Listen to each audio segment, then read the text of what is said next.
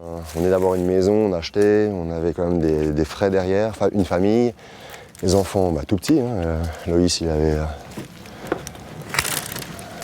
quoi, il avait 3 ans, 4 ans quand le projet s'est vraiment réalisé. Tout petit, donc c'était comme des grandes peurs. On ne va pas savoir si le salaire va suivre, si le boulot va suivre aussi, si les gens vont te contacter ou pas. Une SARL, ça c'était réfléchi par rapport aux responsabilités, vis-à-vis de la maison et de l'engagement. Là c'était justement pour sécuriser aussi mon épouse. De dire maintenant on fait une SARL parce que ça dissocie tous les biens personnels de l'entreprise. Donc j'ai créé cette SARL et puis comme ça après on avait une petite sécurité par rapport à ça. En cas de coup dur, soit l'entreprise ne tourne pas ou une des grandes peurs aussi pour les petites sociétés comme moi, c'est que moi si je tombe malade ou je me blesse, ça peut être vite dangereux quoi, pour la vie de la société. Je veux dire, s'il y a un problème, on ne va pas vendre la maison. On ne doit pas partir de l'endroit où on est. On peut essayer de trouver autre chose, d'autres solutions. Mais au moins, la maison, elle est dissociée de la société. Alors, si tu es indépendant en raison individuelle, tes biens matériels font partie de la société aussi. Donc, si tu fais faillite, tout part avec. En tant qu'indépendante, illustratrice, j'ai pas de salaire. Par exemple, quand j'ai voulu prendre un appart toute seule il y a quelques années en arrière, en 2007, je suis partie de chez moi et j'ai eu besoin de prendre le large. Je ne pouvais pas signer pour avoir un appartement, je n'étais pas solvable. Mais c'est quand même incroyable de faire un métier où finalement on n'est jamais majeur. On a toujours besoin d'avoir son papa ou un copain qui signe un truc quand il est question d'argent. Et ça, voilà, je me suis habituée, mais je trouve que c'est un peu... Je trouve ça assez terrible. Ceux qui divorçaient, je pense que la ferme Belgique là, quoi. Je veux dire, les sociétés, tout ça, ça a permis de faire ça. Mais du coup, pourquoi vous avez dû racheter la part de votre ex-femme? Vous étiez pas associés? Non, mais on était mariés.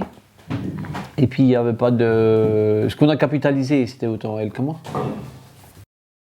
Il y a beaucoup d'histoires de paysans qui divorcent comme ça maintenant, qui veulent pas payer, quoi. Hein. Mais moi, je ne peux pas admettre ça. Je voulais pas... J'ai envie d'être correct, quoi.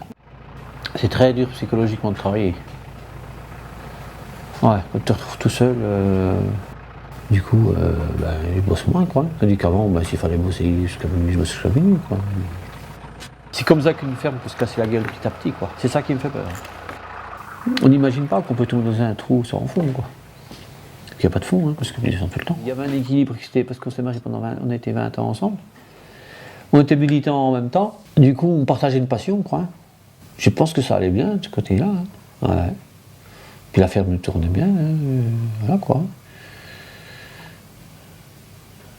Après, c'est l'amour qui fait le bordel. Tout. Au tout départ, c'est une rencontre fortuite, je dirais, entre des gens qui connaissent la lutherie et puis moi qui venais de la forêt.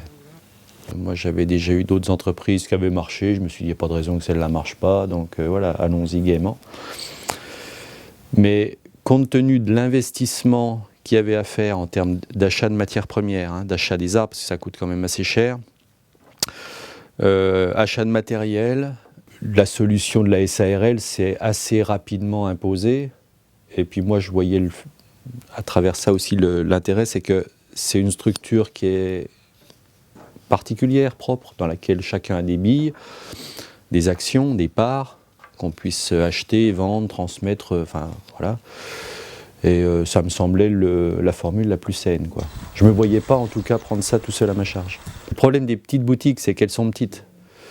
Et j'avais envie qu'on soit à part égale dans les décisions. Donc on avait dit, on prend chacun un tiers des parts. Et de ce fait-là, je pouvais être salarié, ce qui est aussi un atout, un avantage, je dirais, une sécurité quelque part. D'être salarié, alors que j'avais connu quasiment que l'entreprise individuelle, ça me plaisait aussi. D'avoir une sécurité pour ma famille, une fiche de paye, une sécurité sociale, etc. Il y avait un côté rassurant.